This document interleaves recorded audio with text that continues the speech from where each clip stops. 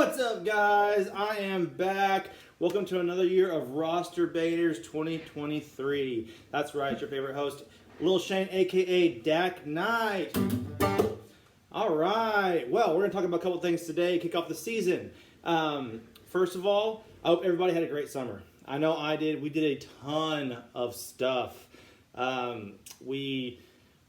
I opened up a third branch in my practice, so we went and celebrated, and we went to Hawaii, we went to Mexico, we did SeaWorld, we stayed at Kalahari. We kind of went all out this summer because we've been preparing to open up this branch for like 2 years, saving up all of our money, so we finally got out. It was awesome. Something really cool did happen. You know what? Let me just show you this. Wait. Wait for us to count. Somebody recording? Yes. Ready? All right, sister, here it goes. 1, 2, 3, go! Blast it! Blast it! Oh!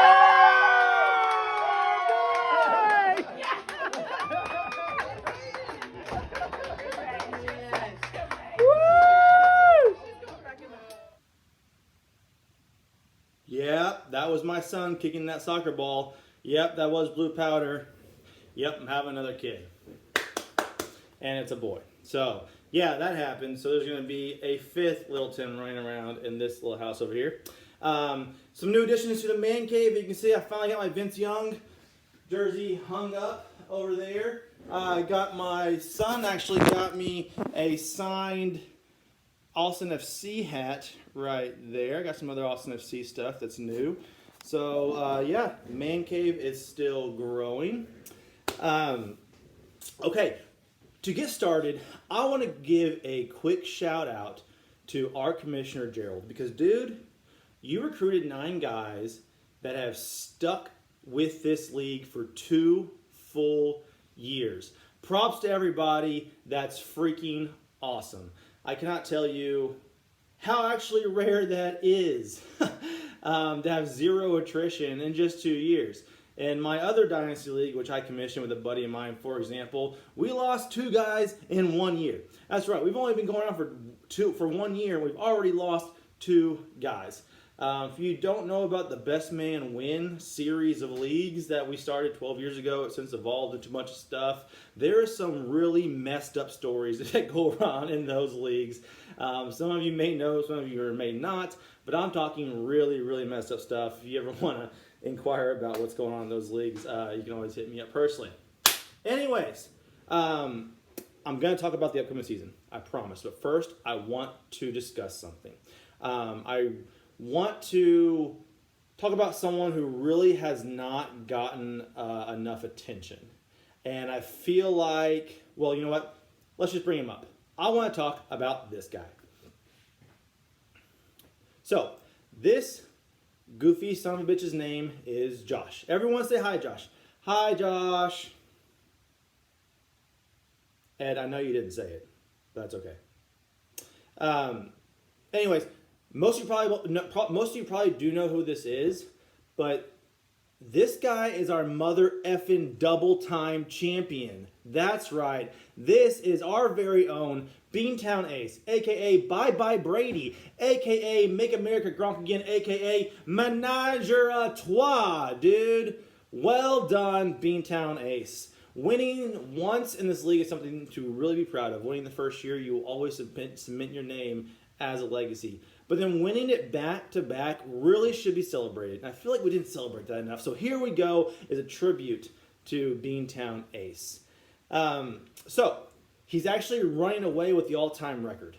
So as you can see, Voodoo and Z-Man and myself were only 3 games behind over the first 2 years. So how did he do it? Again, only 3 games higher than the 3 of us, but he's won twice. So sit back and listen to the story of luck and skill. I'm going all the way back, y'all. It was summer 2021. I had just agreed to be in this league. And I remember that the draft was coming up. It was hot, so I booked it. I got out of town. I'm on my way to Colorado, worrying about the internet coverage, see if I'm going to be able to do this draft. So I go to... everyone remembers what was going on during that time? COVID and everything. So I'm going up to Colorado, stay in campgrounds, so I don't have to worry about people giving me weird faces because I wasn't wearing a mask. And anyways, on my way up there, I remember stopping at a Walmart parking lot to park the camper and take a break and eat lunch. And at that time is when Josh's and this league's fate was set while I was right there. And that's when the draft order came out. And it came out that Beantown Ace had the number 1 pick. That started off a domino effect that led him to be so victorious. But let's see what happened in that draft. So, he absolutely nailed 4 of his 5 picks. Specifically, the first 2 picks. That Mahomes-Kelsey connection. How Kelsey fell so far in a tight end premium league, I'll never know. But Josh is sure glad he did. That pairing will give him an edge in every single game for the next 2 years plus. And it's still going. Except that he just got hurt. But whatever, we won't talk about that. Add in Austin Eckler and him not being afraid to take the aging Tom Brady. He was not only poised to win now, but also had some security in the future. Cam Akers is even still relevant this year. Like most of us, the rest of this draft didn't really go well. It was pretty insignificant. Except for maybe Samaje P. Ryan or something that he still has. However, the rookie draft that was a few weeks later, he struck gold again by one simple principle. And that was that Gerald allowed the rookie draft to be a snake draft instead of linear.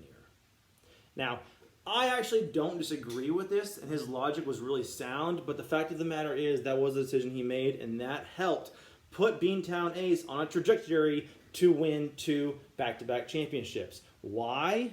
Because of that second-round pick. Check it out. Devontae Smith. First pick of the second round, he would not have gotten that if it would have been linear. But that's okay. So, what did his team do the first year? Took him, all those good players took him 9-7. Head-to-head with 2-week championship with PGB Could, and where he wiped the floor in the championship game. And most of us forget, he did that without Travis Kelce. It was a 2-week thing, but Travis Kelce got hurt, so the championship one was in the books. He wiped the floor with him. Moving on to year 2. He didn't have a high rookie draft, obviously, but he still didn't do terrible. He could have something in Romeo Doubs. Actually, he could be playing a factor as soon as this week for him. In his 2023 run for a 3-peat, he didn't finish in the top. He didn't finish in the top 2 last year, actually, and so he actually had to play week 1 of the playoffs, if you remember, where he easily took care of You Are Dope by 36 points. And guess what? Mahomes and Kelsey put up 71.6 points, which was 35% of his total points. Big Fresh was having a bounce-back year after being the unluckiest team in fantasy history 2 years ago. But our boy Matty J ran into the defending champ in Week 16 in the semifinals and got trampled over by 25 points. Again, Mahomes and Kelsey combining for 57 points in that one.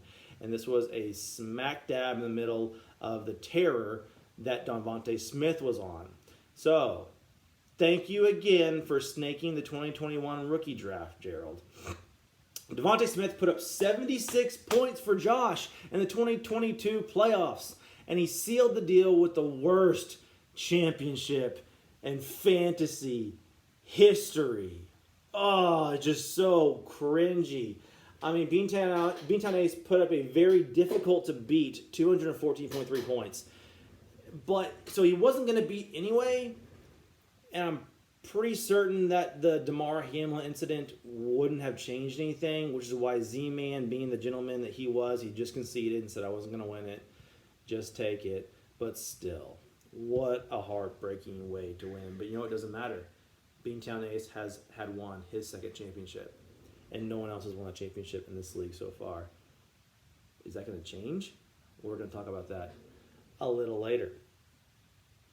All right, so how did Beantown Ace do it? Was it all draft picks? A lot of it was, but it wasn't all. Check this out. He was very active on the waiver wire and trade portal. Check it out. He picked up Cordarrelle Patterson. He dropped Cordarrelle Patterson. He picked up Cordarrelle Patterson. And he had him for that very, very strong year.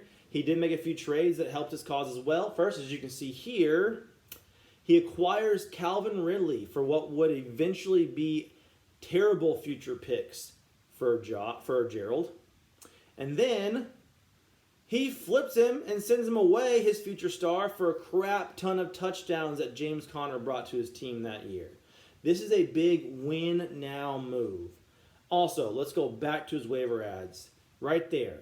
He picks up Darrell Henderson for $0. Okay, remember that. Darrell Henderson for $0. And boom! DeAndre Hopkins is on his team for free. And that is how Beantown Ace became a 2-time champion in the Rosterbaiters. Will he do it again? It's possible, but I don't think so. Let's take a look. This is his team going into 2023. Brady, gone. He did trade for Danny Dimes early this offseason. We'll see if that pans out. Mahomes and Kelsey assuming he was okay, and Eckler from the original draft are still going to get the job done. Second round pick, Devontae Smith from the rookie draft, where Gerald just gifted it to him by allowing it to be a snake draft. And the trade acquisitions of Hopkins and David Montgomery, which I actually got from me, are going to make him very competitive this year. If a previous 4th round pick, Nico Collins, hits, he will be a playoff team. Mark my words. I think that might be a difference maker this year. But there's really no telling what can happen. However, the big difference this year between everyone else is that the other teams in this league got better. Here's what Fantasy Pros is saying as of yesterday. So, he is still a top 5 team, which you only need to crack the top 6 to make the playoffs in this league. But this might be his last year because, as you can see from this next graphic, he is very low on the overall dynasty standings. Okay. So, well done, Beantown Ace. Very much congratulations, dude. You should be proud of the things you've done. Not only luck, but also a lot of skill involved. Very, very, very well done. All right, now for the 2023 season preview, because there are more than just one player playing in this league this year. Let's go check out the other really cool graphic from Fantasy Pros. Okay, so no, I did not doctor this at all. You are all welcome to load the league into your own Fantasy Pros MVP account and pay for it, and this should be exactly the same. And this is saying that I should be running away with it this year. However, Cooper Kupp, who I sold my future for, could be out for a while. So already in the first game versus Matty J, Big Freshness, I'm already 50-50. I'm actually projected to lose to your dope in week 2 before I smash Zombie Jesus, Commish Jesus in week 3. So even though my team is damn near perfect, I could easily start 0-2. Hence, that is fantasy. So I know Fantasy Pros says You Are Dope is the second favorite, and Z-Man's team is also absolutely stacked. And we know what kind of points Voodoo can put up. But I have a dark horse for this year. You ready? I have a dark horse.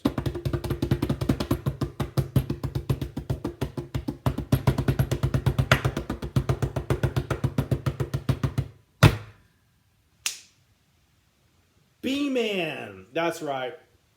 B-Man. I think this is the year that Trevor Lawrence makes Zombie bite his pillow at night, wishing he was still on his team.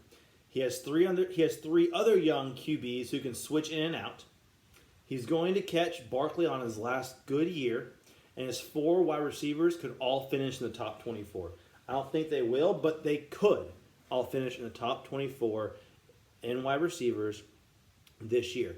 I can see him stacking T-Law and Christian Kirk, and then stacking Love and Christian Watson, and then taking him all the way to the playoffs, if not farther. So there you go. Yes, there are really good teams in this league. I know how good my team is. My dark horse is you, Brandon. Is you. Okay, a few housekeeping items before I go.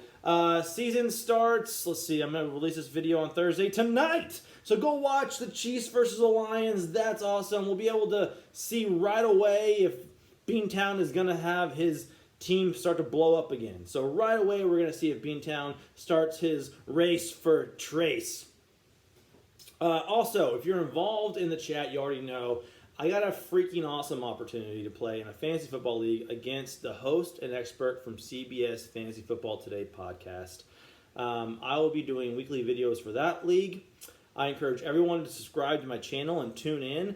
Adam Azer is the host, and Heath Cummings is the expert for CBS Sports. They are in that league. I'm going to try to get them in on one of my videos. That'd be pretty awesome some point this year, so keep an eye out for that.